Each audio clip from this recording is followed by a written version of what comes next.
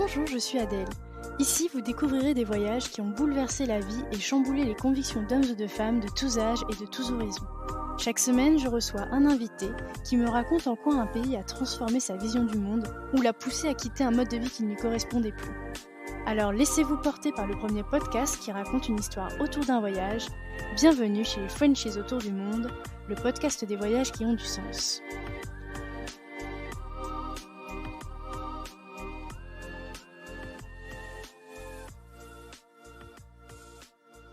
Si vous voulez suivre les coulisses du podcast et être informé des dernières nouveautés, n'hésitez pas à vous abonner au compte Instagram et au compte Facebook Frenchies autour du monde. Les liens sont directement dans la description de l'épisode. Le podcast est également diffusé toutes les semaines sur la web radio Allô la planète. Je vous souhaite une belle découverte sur allolaplanète.fr.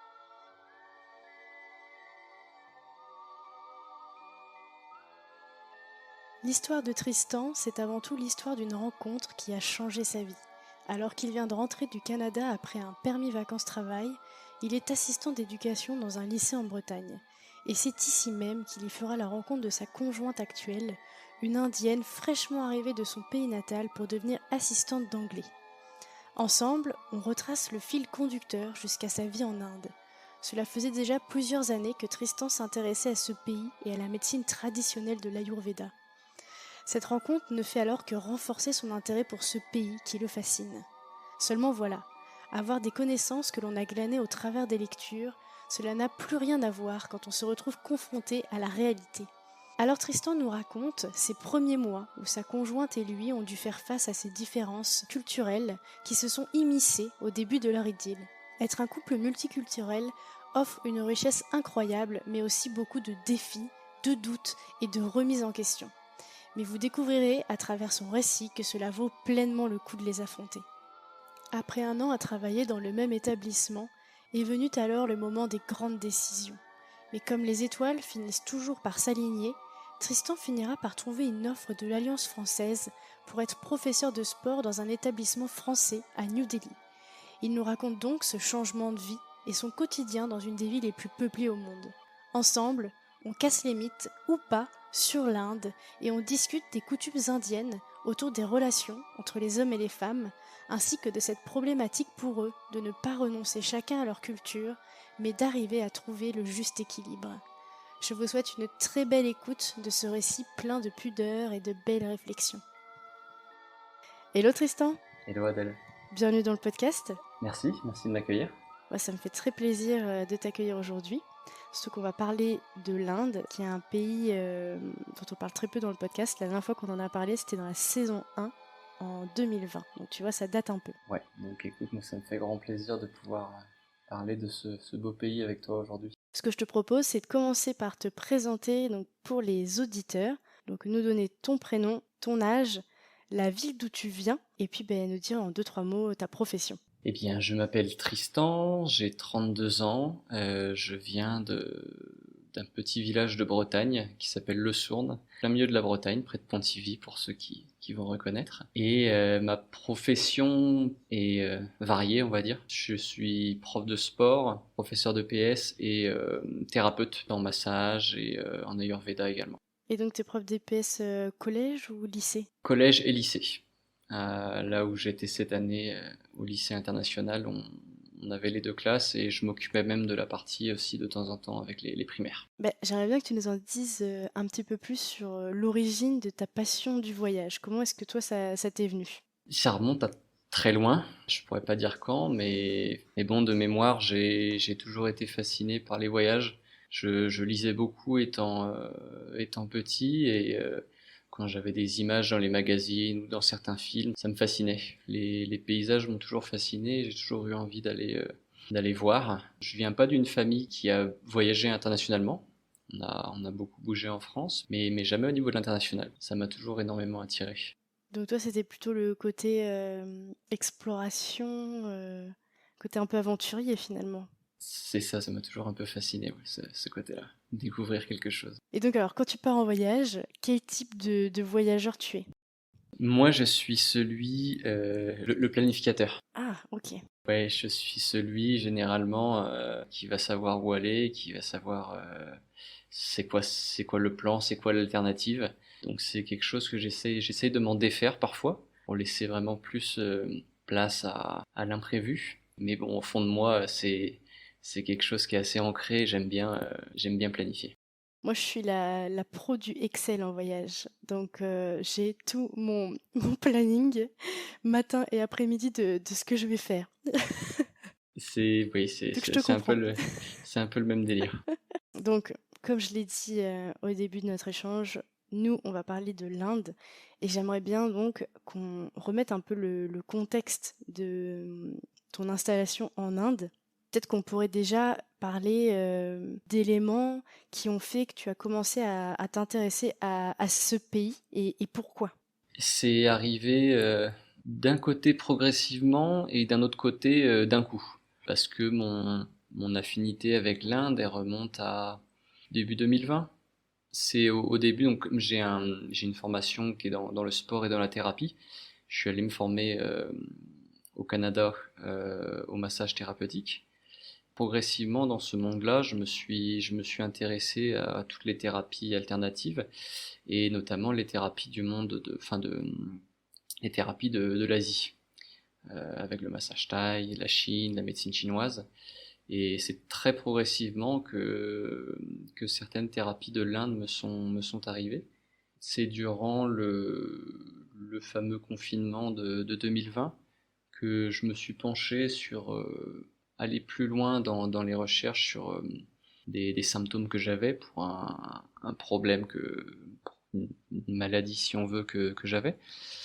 Et en allant chercher vraiment tous les symptômes que j'avais, c'est au travers de l'Ayurveda, donc le système de la médecine traditionnelle originaire de l'Inde ancienne, que je me suis intéressé à ça. Et par la suite, une rencontre a fait que j'ai rencontré ma compagne qui est indienne et qui fait que il y a tout l'aspect derrière culturel qui est venu et ce qui a fait augmenter l'intérêt pour ce beau pays. Donc finalement, tu t'intéresses à la culture de pays quand tu rencontres ta compagne. C'est vraiment ça parce qu'au tout début c'était vraiment le côté très plutôt médical, traditionnel et spirituel. J'ai resté vraiment plus le côté spirituel de l'Inde que je connaissais. Et c'est vraiment au travers de cette rencontre avec ma compagne que je suis arrivé vraiment plus à connaître l'Inde dans ses cultures, parce que c'est très très varié, et plus d'un point de vue actuel. Et quand tu t'intéresses donc à la médecine douce et tout ça en Inde, est-ce que tu réfléchis déjà à peut-être éventuellement faire un voyage? Oui, oui, oui, oui, c'est sûr. À chaque fois que j'ai appris des techniques, la première chose que j'avais en tête, c'était de me dire que je voulais aller à l'origine pour en savoir plus, quoi. Même si c'est pas forcément apprendre la technique, c'est comprendre l'environnement dans lequel cette technique, cette médecine, cette thérapie a été développée. Est-ce que tu veux bien nous raconter donc ta rencontre? Et bien la rencontre, elle s'est faite en Bretagne. Je travaillais à mon retour du Canada où j'ai passé 1 an et demi en PVT. Je souhaitais revenir m'installer en Bretagne. Je suis allé travailler dans un lycée en tant qu'assistant d'éducation, surveillant. Ça faisait partie un peu des professions qui m'attiraient, que je m'étais dit que je ferais un jour. Et c'était l'occasion. Au cours de cette deuxième année, j'ai rencontré ma compagne à ce moment-là, qui, elle, est venue en France pour travailler en tant qu'assistante de langue en anglais. Donc elle travaillait en compagnie des différents professeurs d'anglais du lycée où j'étais, à Quimper, pour aider, faire du tutorat si on veut, ou de l'accompagnement avec les élèves spécifiquement en anglais. Ok. Et donc c'était dans le cadre, elle, d'études ou quelque chose qu'elle faisait en Inde? Non, c'est un programme d'échange. Alors, elle a étudié le français en partie dans sa formation au lycée, puis après, il y a un organisme qui s'appelle l'Alliance française, qui est un peu partout dans le monde, et donc elle est allée là-dedans pour progresser et améliorer son niveau en français, puis au sortir de ça, de manière un peu inopinée, elle a eu la possibilité de faire cet échange, et elle est partie. Donc ça, c'était en quelle année? Alors elle est arrivée en France fin 2019 parce qu'elle a fait une première année du côté de Périgueux et sa deuxième année. Donc nous, on s'est rencontrés vers septembre ou octobre 2020 quand elle est venue sur Quimper. Ok. Donc après combien de temps ça dure finalement votre relation jusqu'à ce qu'elle reparte en Inde? Parce que j'imagine qu'elle a peut-être une date butoir. Ouais, c'est ça, c'est ça. Elle avait un visa qui allait jusqu'à une certaine date, plus ou moins la fin de son contrat en France. Et du coup, ça remonte à la mi-avril 2021. Mi-avril 2021, donc ouais, on a passé à peu près 6 mois, donc 4 mois où on était vraiment ensemble avant qu'elle doive repartir. Donc, vous savez qu'il y a cette date butoir. Comment est-ce que vous envisagez les choses quel est votre état d'esprit? Ouais, c'était très compliqué dans le sens où on est tous les deux entrés dans cette relation en sachant qu'elle devait repartir en Inde et que elle souhaitait monter un projet d'études derrière, plutôt en Europe. Et moi, c'était aussi une phase de ma vie où il était temps aussi que je sois un peu plus concret dans mon projet professionnel et où je voulais vraiment commencer à travailler en tant que thérapeute. C'était pas tout tracé ensemble, on va dire. On venait en plus de sortir d'une année avec des confinements. Durant cette année où on s'est connus, même s'il n'y avait pas de confinement, il y a eu des périodes de confinement le week-end, des choses qui étaient fermées. Donc voilà. Et elle, quand elle est rentrée en Inde, c'est à ce moment-là que le confinement a commencé pour elle. Donc c'était une période très très particulière. On était dans l'attente de savoir si son projet d'études en Europe devait se valider ou non. Donc on partait sur une poursuite de relations complètement inconnues et avec beaucoup de possibilités en fait. On était quand même tout à fait d'accord sur le fait qu'il fallait laisser à chacun l'opportunité de réaliser son projet et que c'est comme ça qu'on arriverait à mieux grandir probablement. Donc vous partez aussi sur une relation à distance? En partie, ouais. En partie, et de toute façon, là, on y a été confronté de manière obligée, parce que au début, je m'étais dit que, alors on attendait de savoir pour son master, son université, qui n'a finalement pas été validé, mais ça on l'a su qu'en juillet. Et en attendant, moi, le but c'était que j'aille en Inde durant l'été, juillet, août, mais l'Inde étant fermée.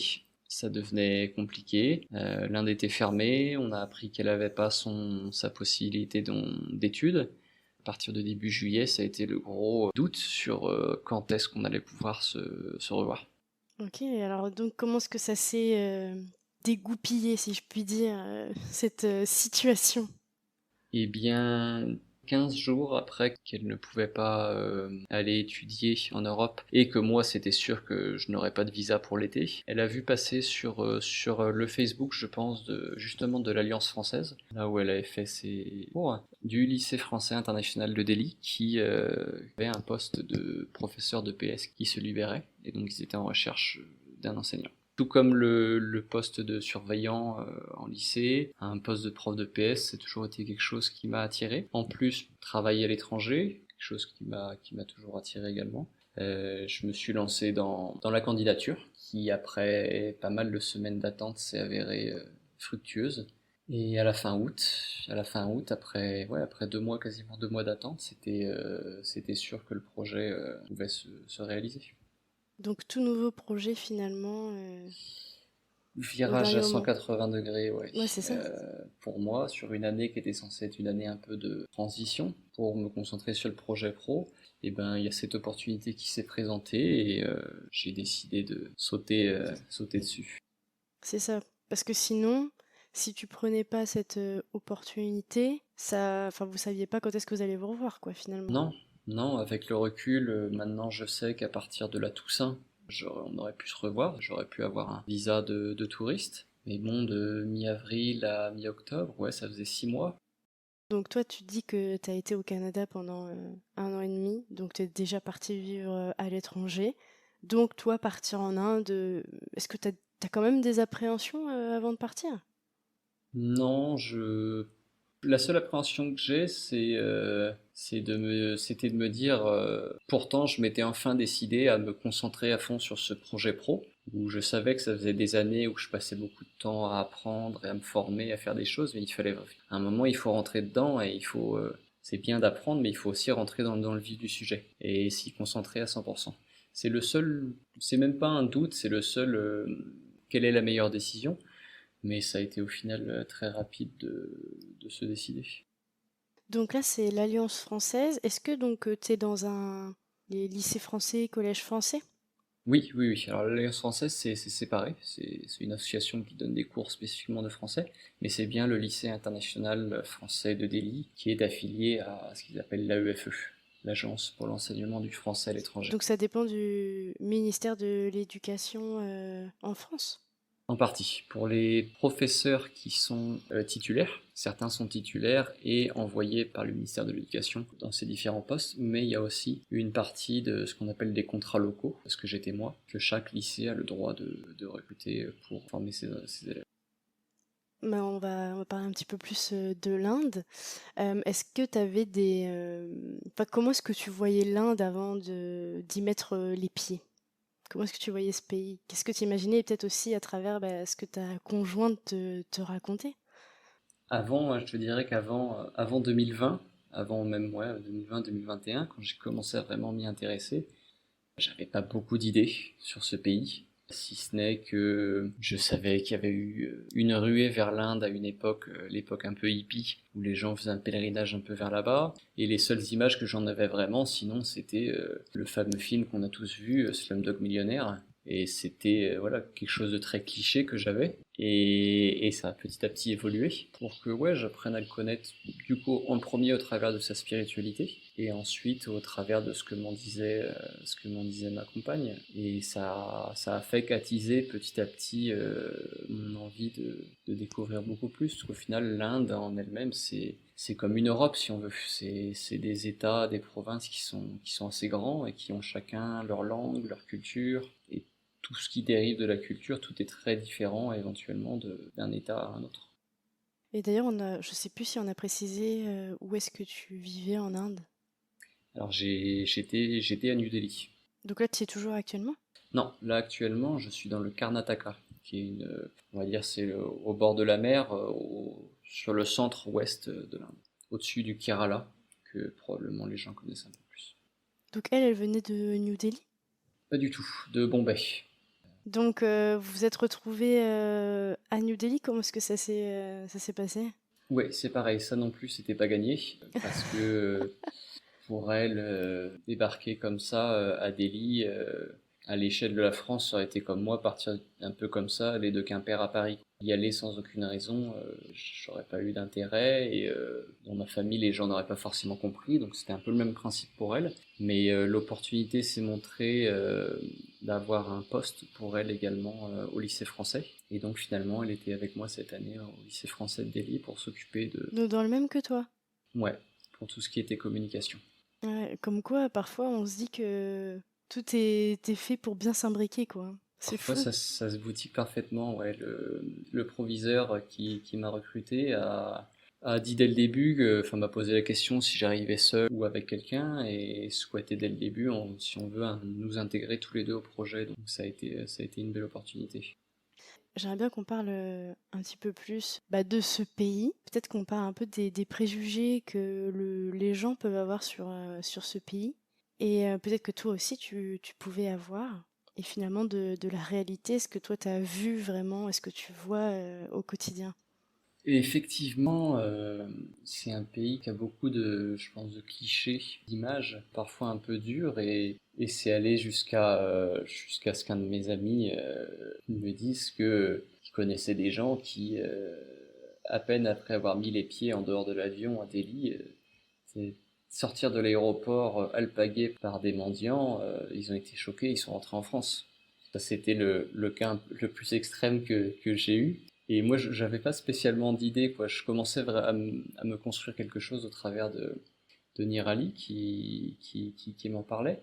Mais j'avais, oui, un peu cette image d'un pays déjà avec une population énorme, avec une certaine culture au niveau au travers des films qu'on pouvait voir de Bollywood. J'avais entreaperçu des extraits de ce genre de films, mais c'était très bégayant, on va dire mes connaissances. Mais j'en ai toujours eu une bonne idée de parce que les gens qui ont visité m'en ont dit, quelle que soit la région de l'Inde où ils sont allés, tous ceux avec qui j'en ai discuté en sont revenus complètement ravis.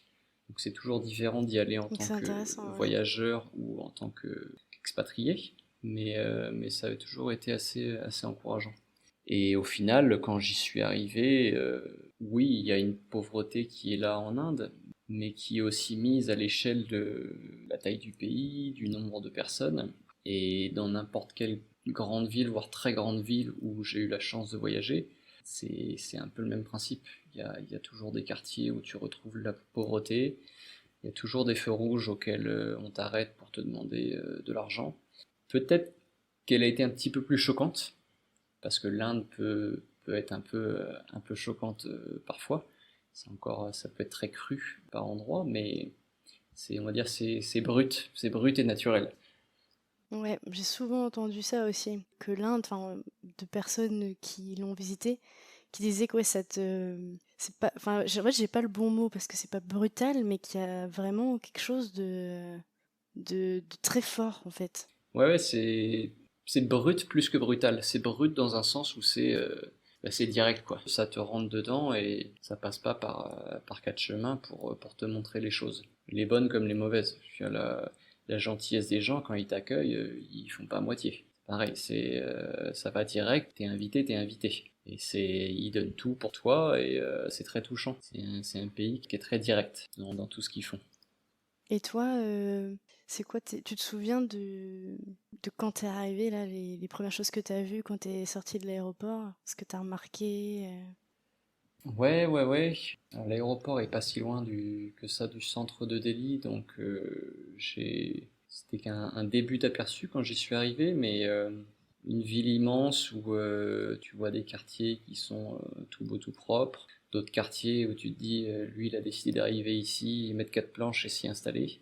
Voilà, comme beaucoup de très grandes villes dans le monde. Mais j'étais agréablement surpris du quartier South Delhi, qui est bon, c'est le coin où il y a toutes les ambassades et l'ère diplomatique. Il y a beaucoup d'expatriés, d'ambassades, tout ça, donc c'est propre, c'est assez vert, il y a pas mal de petits parcs, des arbres, tout ça, donc ce côté-là m'a plutôt surpris. Et voilà, pour ce qui est de la circulation, du bruit et tout ça, je m'y étais préparé, mais quoi qu'il arrive, je pense que t'es jamais préparé à voir autant de voitures et entendre autant de bruit. Est-ce que donc tu avais un logement de fonction? Comment est-ce que ça se passait à ton arrivée? Non. La chance que j'ai eue, c'est que le lycée m'avait prêté, si on veut, un chauffeur pour les premiers jours. Et donc, tout simplement, j'avais réservé un Airbnb pour les 2 premières semaines, tout en sachant que j'avais 15 jours pour trouver un logement, étant donné que on a une déclaration à faire, un enregistrement pour les étrangers à faire assez rapidement avec une adresse fixe de préférence parce que une formalité qui prend assez de temps et qui a un coût. Donc tu peux pas changer de logement tous les 15 jours. Tu peux pas être itinérant en Inde. Tu peux, mais pas quand tu es avec un visa de travail, un visa d'employé. Il te faut une résidence, il te faut une résidence fixe. Alors après, tout simplement, ça peut être chez un collègue, si on veut. Mais ouais, non, sinon tu peux être en itinérance parce qu'au final, partout où je suis allé, dans des hôtels, des auberges de jeunesse, tout ça, à chaque fois, ils me demandaient de remplir un petit formulaire. Ils ont une déclaration, eux, officielle à faire, comme quoi ils hébergent un étranger dans leur établissement. J'aimerais bien qu'on parle aussi des différences culturelles et puis ben, peut-être du fait que vous êtes un couple multiculturel. Bah, je suis très curieuse de cet aspect-là et c'est toujours ouais, un sujet qui plaît beaucoup aux auditeurs, les couples multiculturels. Pour ce qui est de l'aspect culturel, rien que de moi par rapport à l'Inde, c'est un choc si on veut. Ça demande à faire un reset complet de tous tes paramètres, surtout quand tu arrives dans une ville comme Delhi. Tu peux pas agir comme chez toi, comme en Europe, comme en France, que ce soit dans une petite ou une grande ville. Tout est complètement différent et ça prend un petit temps à les comprendre. Il prend parfois plus de temps à les accepter, mais il faut s'y faire, il faut s'y mettre. Mais ça demande à faire un petit travail qui est assez fatigant au début. Juste comprendre comment les gens se comportent, comment toi tu dois te comporter, pourquoi telle chose peut être vue comme, pas comme une insulte, mais comme quelque chose de mauvais, comment les gens agissent sur la route. C'est tout un tas de choses qu'il faut apprendre. Et pour ce qui est du couple multiculturel, ben, c'est pas toujours simple, surtout au début, parce que déjà être avec quelqu'un, il faut apprendre à connaître cette personne. Alors déjà tu viens d'une culture qui est la même, c'est pas toujours simple, mais alors quand c'est différent, voire complètement différent, c'est encore une autre partie de plaisir. Ça demande aussi du travail, ça amène souvent au début des prises de tête, ou plus que des prises de tête, des fois c'est des incompréhensions. Me souviens encore au début, quand on était encore en France, au final, pas la choquer, mais faire en sorte que sur une remarque ou sur une question, des fois c'est sur une question, elle se sente, ouais, j'arrive pas à trouver le mot, c'est pas non plus insulté, mais c'est vraiment perturbé. Et en voyant sa réaction, aussi me disais, des fois je me sentais comme un abruti parce que je me disais, qu'est-ce que j'ai dit qui est mal, ou juste je comprends pas ce qu'il y a de mal dans ce que j'ai posé comme question ou dans ce que j'ai dit. Et ça prend du temps au début justement à comprendre tout ça et à essayer d'intégrer qu'il va falloir jouer sur deux cultures différentes. Et ouais, et même de son côté, quoi, elle me l'avait dit, quoi, pour des sujets sur lesquels on pouvait ne pas être tout à fait d'accord, ou elle comprenait pas que j'ai toujours cette habitude de fonctionner. Et ben, c'est de son côté, parfois c'est une amie à elle qui lui avait dit ouais, qu'il fallait pas non plus oublier qu'on vient de mondes différents et que peut-être tout simplement c'est pas ni elle ni moi le problème, c'est juste notre mode de configuration de base qui est si fort que c'est pas aussi simple que ça de s'en défaire. C'est pas quelque chose qu'on fait mal, c'est juste quelque chose qui est naturel. Comment c'est finalement les relations amoureuses dans la culture indienne? C'est caché, on va dire. Dans le sens où les marques d'affection sont cachées. Il y a des fois, quand on se baladait en France, main dans la main, ou au détour d'une rue, tu fais un bisou en attendant que le feu passe au vert sur le passage piéton. Et elle me disait quelquefois, tu n'imagines pas le faire en Inde parce que les gens vont te regarder bizarrement et certains vont clairement t'interpeller, te dire mais qu'est-ce que tu fais quoi, tu t'es cru quoi. Et puis elle m'avait donné un exemple une fois. Elle me disait, mais imagine ça, par exemple, alors, être assis sur un muret, tous les deux à se tenir la main, à se faire des bisous. Elle me dit, mais t'imagines pas, quoi, tu fais ça en Inde, il y a quelqu'un qui vient te voir et il dit, mais t'es qui, toi? C'est qui ton père? C'est ton père qui est propriétaire de ça? Ça t'appartient, t'es propriétaire de cet endroit-là? C'est une culture qui est plus, qui garde le côté affection, vraiment, en tout cas affection homme-femme, dans le domaine du privatif, vraiment. On s'est jamais empêché de se tenir la main dans la rue, mais ça s'arrête là et les démonstrations vraiment affectives, eh ben, ils considèrent que c'est de l'ordre de l'intime, du privé et naturellement ils le gardent pour chez eux. Donc le petit côté, c'est qu'en Inde, tu vas voir les jeunes amoureux qui vont plutôt se retrouver dans un parc parce que c'est là qu'ils peuvent tranquillement être l'un avec l'autre et justement se montrer plus affectif. Encore plus parce que enfin, dans la société indienne et encore plus dans les grandes villes, pourrais-tu me dire, non, un peu partout, les gens restent assez longtemps dans les familles. Et c'est pas envisageable tu arrives chez toi en rentrant, tu dis, bah, il y a ma copine qui vient ce soir, voilà, et puis tu l'amènes dans ta chambre et vous restez là, et puis, non, ça passe pas comme ça. Ok, donc ça c'est pas possible. Non. Non, c'est pas possible. Mais voilà, c'est. Alors du coup, ça c'est vrai que ça peut nous paraître un peu choquant, un peu réac pour nous occidentaux, si on veut, ou pour nous français. Mais encore une fois, ça fait partie de la culture ici, et puis au final, tu l'acceptes. Tu l'acceptes, et puis tu trouves un peu le côté mignon justement des jeunes amoureux qui se retrouvent en cachette dans le parc pour se montrer leur affection. Donc ça, c'est un petit côté mignon aussi.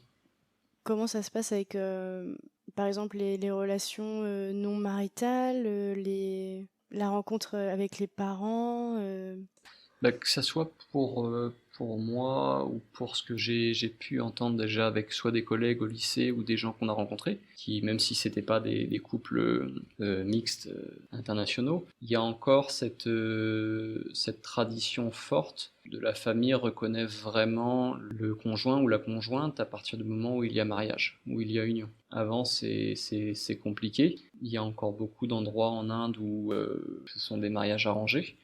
Ça change de plus en plus, mais il y a encore beaucoup de familles dans lesquelles ça se fait. C'est toujours très particulier parce que la relation, ça intègre pas que papa, maman et le frère ou la sœur. Ça intègre vraiment toute la famille. Et parfois, comme en Inde, il y a aussi beaucoup de communautés religieuses, ça peut parfois aller jusqu'à intégrer la communauté. Tu présentes pas ton petit copain comme ça au repas du dimanche parce que vous étiez ensemble hier soir et qu'il n'est pas encore reparti de chez toi, quoi. C'est beaucoup plus cadré si on veut. C'est vraiment quelque chose de très très important et tu présentes pas n'importe qui à ta famille et ta famille n'accepte pas de rencontrer n'importe qui non plus. Parce que pour eux, ils ont vraiment cette notion de l'engagement qui est très importante, que ça soit au travers du mariage amoureux ou du mariage arrangé. C'est quelque chose de très important, donc ils prennent pas ça à la légère. Donc, faut remplir certaines cases et critères pour avoir la chance, la possibilité de pouvoir rencontrer les parents de son conjoint. Ouais, pour certaines familles. Et encore plus, je te dirais, quand c'est une fille qui présente son conjoint plutôt qu'un homme qui va présenter une conjointe. On s'est rendu compte que ça, pour elle, en tant que femme, déjà présenter un étranger, donc quelqu'un qui ne soit pas indien, qui puisse ne pas être de la communauté ou de la religion de la famille, ben c'est beaucoup plus compliqué que dans le sens inverse. Si c'était un garçon indien qui présentait une fille étrangère. Ouais, j'allais te demander aussi si ça jouait également le fait que tu sois pas indien. Ouais, parce que c'est encore quelque chose de très ancré, le fait de rester dans la communauté, de rester dans la même spiritualité. Alors ce côté-là est déjà plus accepté parce que j'ai fortement développé ma spiritualité propre au travers de l'Inde et je commence à avoir une connaissance de l'aspect religieux et spirituel et ça ils le savent donc là c'est déjà un bon point. Mais ça prend du temps forcément et chaque famille a son propre processus. Il y en a qui vont être complètement fermés et qui vont dire non, tu vas marier telle personne. Et d'autres qui sont complètement ouvertes, qui se posent pas de questions. Et il y a l'entre-deux, des fois, où ça prend à la famille d'être la famille au sein de la communauté qui va s'ouvrir un peu plus. Et ça prend du temps forcément. Et du coup, est-ce que c'est un peu aussi une question de réputation, finalement? Ça, je saurais pas te... Oui, pour la famille, ouais, je pense que c'est ça aussi. Parce qu'en fait, au final, quand tu intègres, on va dire, les familles en Inde, elles sont grandes. Donc, quand tu t'ouvres à de nouvelles choses, il n'y a pas 4-5 personnes qui vont te demander pourquoi. Il y a beaucoup de personnes qui vont te demander pourquoi. Ça peut créer une pression aussi supplémentaire pour la famille. En dehors d'apprécier ou de ne pas apprécier le conjoint de ta fille, c'est beaucoup plus que ça. Au final, si je prends juste mon cas, ça n'implique pas que moi, Tristan, ça implique aussi ce que je représente et ce que ça va demander comme changement à leur famille. J'aimerais bien qu'on parle aussi un petit peu de ton poste en Inde. Comment c'est les... Bon, tu vas me dire c'est sûrement différent parce que c'est des écoles françaises en Inde, mais je pense qu'il y a quand même pas mal de choses qui te frappent entre ce que tu as connu en France dans les établissements français et puis les établissements français mais à l'étranger. J'aimerais bien que tu nous en parles un peu plus. Ouais, déjà, en tout cas au lycée de Delhi, malgré que ce soit une capitale, c'est un petit école, collège, lycée. Le Covid ayant fait pas mal de ménage chez les expatriés, on avait en tout et pour tout dans toute l'école, donc de la toute petite section jusqu'à la terminale, on avait, si je dis pas de bêtises, entre 250 et 300 élèves. Ah oui, Moi, je me retrouvais avec les élèves entre les sixièmes et les termes. J'en avais pas 70. J'avais une petite moyenne de 10 élèves par classe. Donc, dans ce côté-là, c'est très privilégié. Même les élèves s'en rendent compte au final. Si des fois c'est un peu embêtant pour eux parce que y a pas beaucoup de monde dans la classe, donc tu perds des copains des fois que tu récupères pas ailleurs. Mais en termes d'études, et de confort d'apprentissage ou d'enseignement pour les professeurs. Sur Delhi, pour nous, c'était royal. Ce qui est complètement différent d'autres lycées où ils ont beaucoup d'élèves, à l'équivalent de la France. Mais en tout cas, moi, pour ma situation à Delhi, c'est un peu mitigé, parce qu'on va dire un prof de PS, en termes, j'avais 6 élèves.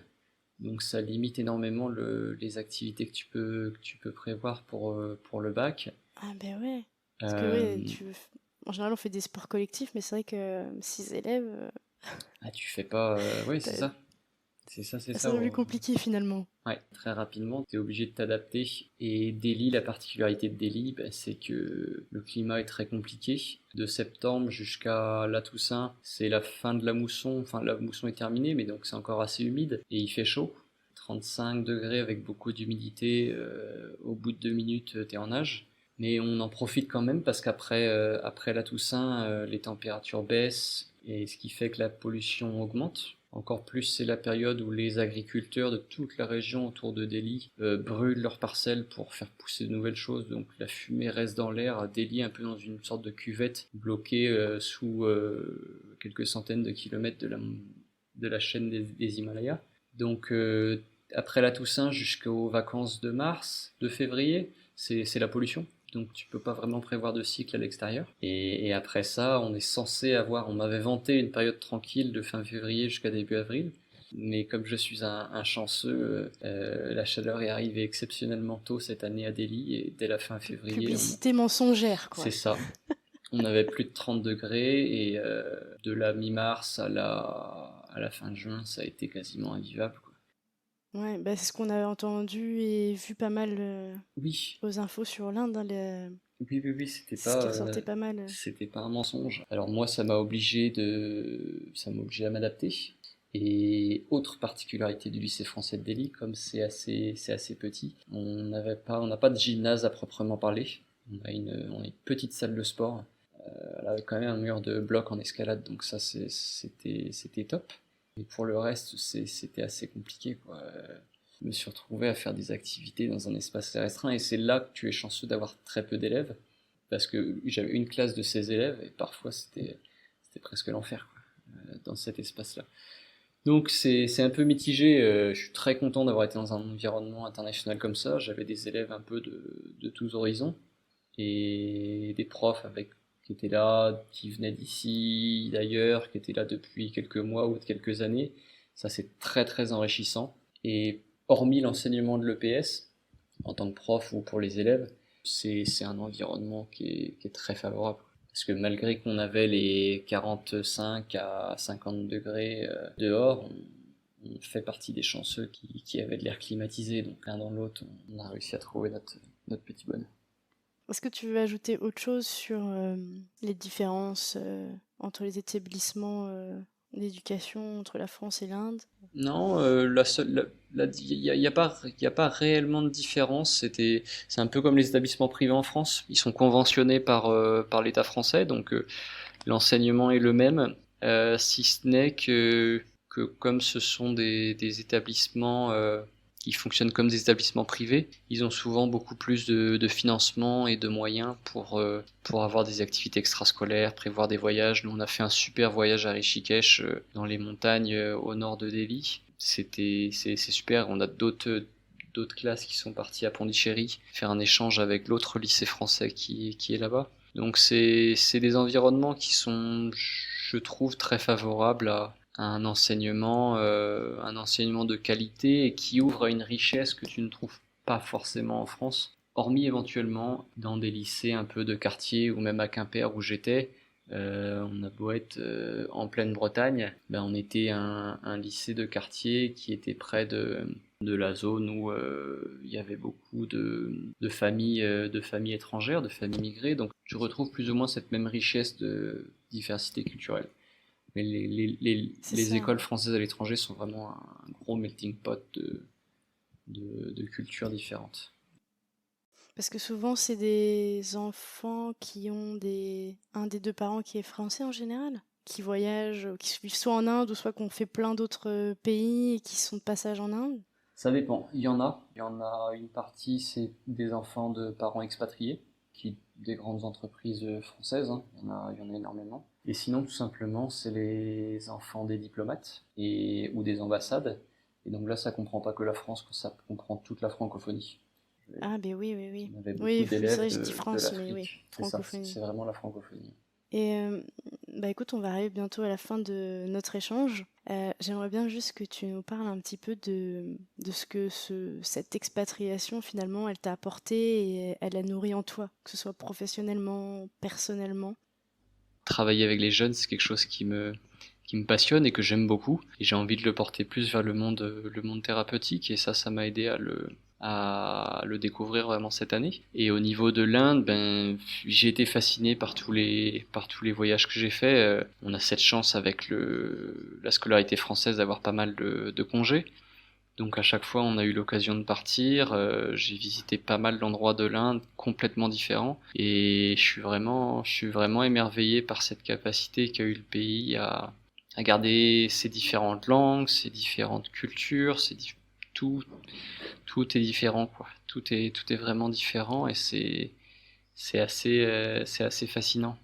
Et ça a juste confirmé cette idée que j'ai de continuer à voyager, d'éventuellement vivre ailleurs. Et ma compagne aussi est vraiment portée là-dessus. Donc, je suis quelqu'un qui est fait, je pense, un peu pour l'international et découvrir des cultures différentes, être confronté à ça. Moi, ça me nourrit. Ça me nourrit, donc c'est quelque chose que l'Inde m'a encore plus apporté. Et pour moi, c'était double bonus parce que comme je suis entré dans le monde de l'Ayurveda et du Jyotish, qui est l'astrologie de l'Inde ancestrale, toute cette spiritualité qui est autour, c'est des médecines et des systèmes thérapeutiques qui ne se conçoivent pas sans la spiritualité. Donc vraiment être ici et être au contact de ça, ça m'a enrichi d'une manière phénoménale. Déjà, je te remercie beaucoup pour le temps que tu as pris pour qu'on puisse échanger ensemble. Bah, j'aimerais beaucoup te proposer de conclure cet épisode en encourageant des auditeurs à oser. Donc voilà, ceux qui rêvent peut-être de vivre dans un pays qui les attire, mais qui n'osent pas forcément passer le cap. Peut-être parce qu'ils n'ont pas eu cette rencontre comme toi, tu as eu, qui a permis peut-être de te pousser à ça, et qui n'osent pas, qu'est-ce que tu pourrais... j'aimerais bien que tu leur donnes un petit mot de la fin pour les encourager. Ouais, ben pour ceux qui n'osent pas, il faut. Il faut oser si c'est quelque chose qu'ils ont en eux. Il faut commencer déjà par un court voyage, pourquoi pas. Mais si c'est quelque chose vraiment qui les démange, on a la chance en France d'avoir les PVT, les permis vacances-travail, qu'on peut faire un peu partout dans le monde. Et on a beaucoup de portes ouvertes du coup avec ça. Et ça, c'est fabuleux. Moi, c'était pas mon premier voyage. J'ai eu la chance d'aller voyager plusieurs mois en Amérique du Sud. J'ai eu le Canada, j'ai eu l'Inde. Ça a été vraiment mes trois gros voyages sur la durée. Et c'est quelque chose qui nourrit.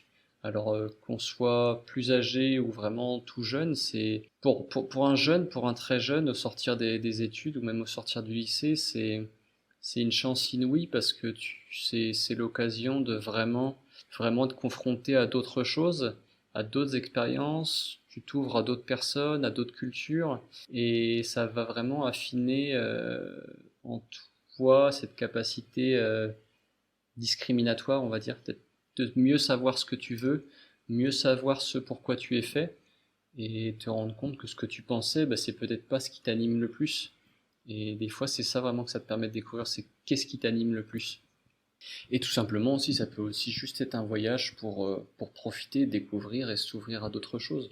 Donc encore plus maintenant, là, après 2 années compliquées, tous les pays ou quasiment sont rouverts. Les facilités de transport sont de retour également. Il faut vraiment pas hésiter, quoi. Il faut jamais hésiter quand l'opportunité se présente. Ça prend parfois du temps de réussir à convaincre les familles. Moi, ça m'a pris plusieurs années. Mais même là maintenant, quand je leur ai présenté du projet de l'Inde, ça les a même pas surpris, quoi. Et ça prend du temps parfois de prouver à nos proches que c'est quelque chose qui nous attire vraiment. Et derrière, ils vont juste être mis face au fait que ça nous fait grandir et que ça nous nourrit. C'est pas que des beaux moments, parce qu'il y a des moments durs aussi en voyage. Je me suis retrouvé confronté à des choses vraiment, vraiment intenses parfois. Mais quoi qu'il arrive, ça te fait grandir et ça te change en bien. En bien, j'en suis persuadé. Donc il faut oser. Bah, merci beaucoup pour ce petit mot de la fin. Merci à toi. Merci de nous avoir parlé un peu, même beaucoup, de l'Inde. Ça fait vraiment plaisir de parler de pays dont on parle un peu moins. Donc, merci beaucoup.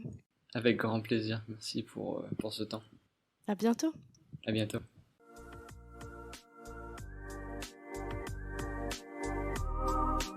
C'est la fin de cet épisode, mais j'ai encore besoin de vous. Si vous avez Apple Podcast, n'hésitez pas à laisser 5 étoiles et même à mettre un petit avis. Cela m'aide énormément à faire gagner en visibilité à ce podcast. Si l'épisode vous a plu, n'hésitez pas à le partager au plus grand nombre. Il ne me reste plus qu'à vous dire à lundi pour un prochain épisode des Frenchies autour du monde.